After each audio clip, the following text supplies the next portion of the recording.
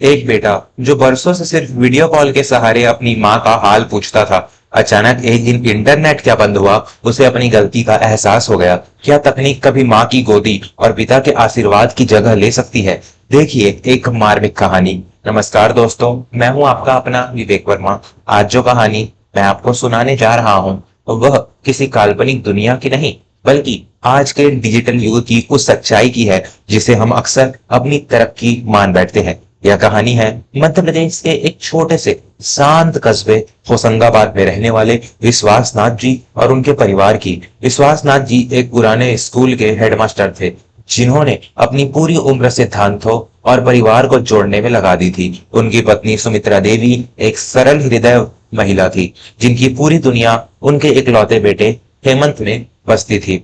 हेमंत जो अब बेंगलुरु की एक बहुत बड़ी सॉफ्टवेयर कंपनी के ऊंचे ओहदे पर काम करता था, पिछले 4 सालों से घर नहीं आया था। वह हर रविवार को वीडियो कॉल करता, स्क्रीन पर अपनी मुस्कुराती हुई पत्नी कविता और बच्चों को दिखाता और बस 10 मिनट में अपनी जिम्मेदारी पूरी समझ लेता। सुमित्रा देवी उस स्क्रीन को चूमती, हेमंत की सूरत देखकर खुश होती, लेकिन जब कॉल कटता तो कमरे में पसरा सन्नाटा उसकी आंखों में आंसू भर देता।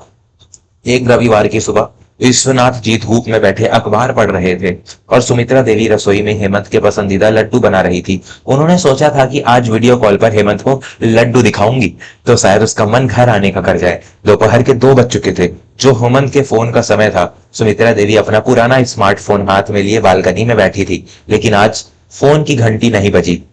उन्होंने कई बार इंटरनेट बंद चालू किया, फोन को रीस्टार्ट किया, लेकिन कुछ नहीं हुआ। न कोई मैसेज आ रहा था, न ही कोई कॉल लग रहा था। विश्वनाथ जी ने भी अपना फोन चेक किया, वहां भी नो सिग्नल दिखा रहा था। शाम तक पूरे कस्बे में शोर मच गया कि किसी बड़े तकनीकी फॉल्ट या शायद अंतरराष्ट्रीय तनाव के कारण देश में एक बड़े हिस्से में इंटरनेट और संचार की सेवाएं पूरी तरह ठप हो गई हैं। वह दुनिया जो एक बटन से चलती थी अचानक थम गई थी। दोस्तों, हम आज की दुनिया में इतने डिजिटल हो गए हैं कि हमें लगता है कि हमारे हाथ में मौजूद यह छोटा सा डिब्बा ही हमारी पूरी दुनिया है। हम अपनों से मीलों दूर होकर भी पास होने का ढोंग करते हैं, लेकिन क्या सच में एक स्क्रीन किसी के हाथ का स्पर्श या किसी के कंधों का सहारा बन सकती है?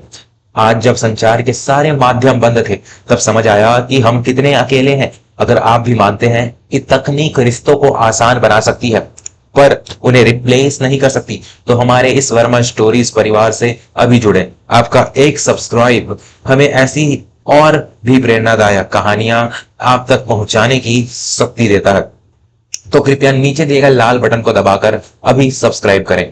संचार बंद हुए 2 दिन बीत चुके थे। उधर बेंगलुरु में हेमंत की हालत खराब थी। उसे अपनी माँ की दवाइयों की चिंता थी, क्योंकि वह हर महीने फोन पर ही उन्हें याद दिलाता था। उसने कई बार कोशिश की, लेकिन न इंटरनेट था न फोन। उसे पहली बार एहसास हुआ कि वह अपनी माँ से कितना दूर है। उसे याद आया कि पिछली बार जब वह घर गया था तो उसने सुमित्रा देवी के पैर भी नहीं छुए थे, क्योंकि वह अपने ऑफिस की मीटिंग में व्यस्त था।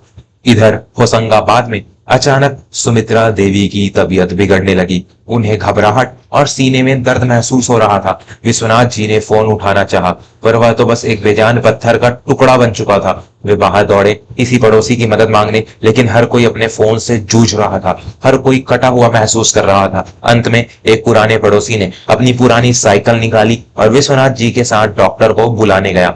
डॉक्टर ने आकर सुमित्रा देवी को देखा और कहा, विश्वनाथ जी, इन्हें हल्का सा दिल का दौरा पड़ा है। शायद किसी गहरी चिंता की वजह से इन्हें तुरंत शहर के बड़े अस्पताल ले जाना होगा। विश्वनाथ जी के पास पैसे तो थे, लेकिन उन्हें निकालने के लिए बैंक के सर्वर डाउन थे। गाड़ियां बुक करने के लिए एप्स काम नहीं कर रहे थे। उस रात विश्वनाथ जी अपनी पत्नी का हाथ पकड़कर फूट फूट कर रोए। उन्हें आसमान की तरफ देखकर कहा, हे ईश्वर, क्या इंसान ने इतनी ही तरक्की की है कि मुसीबत के समय वह अपने बेटे को एक संदेश तक नहीं भेज सकता? कि यही वह आधुनिक दुनिया है जिसका हम गर्व करते हैं? उधर हेमंत का चैन खो चुका था। उसे समझ आ गया था कि आज उसे अपनी माँ के पास होना होता तो उसे किसी सिग्नल या इंटरनेट की जरूरत नहीं पड़ती। उसने अपनी कार उठाई और बिना किसी को बताए बेंगलुरु से होशंगाबाद के लिए निकल पड़ा। रास्ते में उसे जीपीएस भी नहीं मिला रहा था, लेकिन उसे अपने घर का रास्ता अपनी रूह में याद था। वह 18 घंटे तक बिना रुके गाड़ी चलाता रहा। दोस्तों, जब इंसान का दिल तड़पता है तो कोई भी दूरी उसे रोक नहीं सकती, लेकिन क्या यह तड़प हमें पहले नहीं होनी चाहिए? क्यों हम किसी बड़े झटके का इंतजार करते हैं अपनों के पास जाने के लिए? अगर आज की यह कहानी आपके भीतर के उस बेटे या बेटी को जगा रही है जो काम की भागदौड़ में कहीं खो गए हैं, तो इस वीडियो को शेयर जरूर करें। और हाँ, अगर आपने अब तक हमारे चैनल को सब्सक्राइब नहीं किया है तो कृपया अभी सब्सक्राइब करें। आपका एक सब्सक्राइब हमें यह बताता है कि समाज में अभी भी भावनाओं की कद्र करने वाले लोग मौजूद हैं। तो प्लीज अभी सब्सक्राइब बटन दबाएं।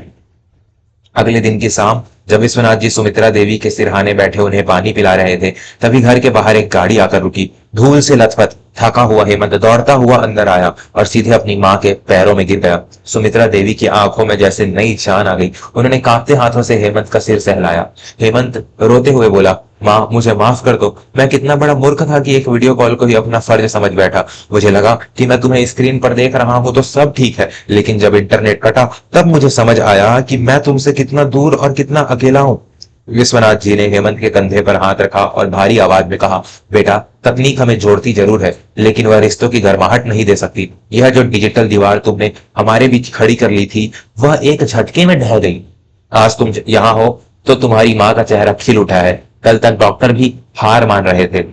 हेमंत ने अपनी माँ का हाथ अपने हाथों में लिया और महसूस किया कि वह हाथ कितने ठंडे और कमजोर हो गए थे। उसने उसी पल फैसला किया कि अब वह अपनी माँ पिता को अपने साथ बेंगलुरु ले जाएगा या फिर अपना ट्रांसफर यहाँ करवा लेगा। उसने समझ लिया था कि कनेक्टिविटी वाईफाई से नहीं बल्कि साथ बैठकर चाय पीने और एक दूसरे का हाथ थामने से होती है। इंटरनेट तो 2 दिन बाद वापस आ गया, लेकिन हेमंत ने अब अपना फोन दूर रख दिया था। वह अपनी माँ के साथ बैठकर उनकी पुरानी कहानियां सुन रहा था। जो बातें 4 सालों से नहीं हुई थी वे 4 घंटों में हो गई थी।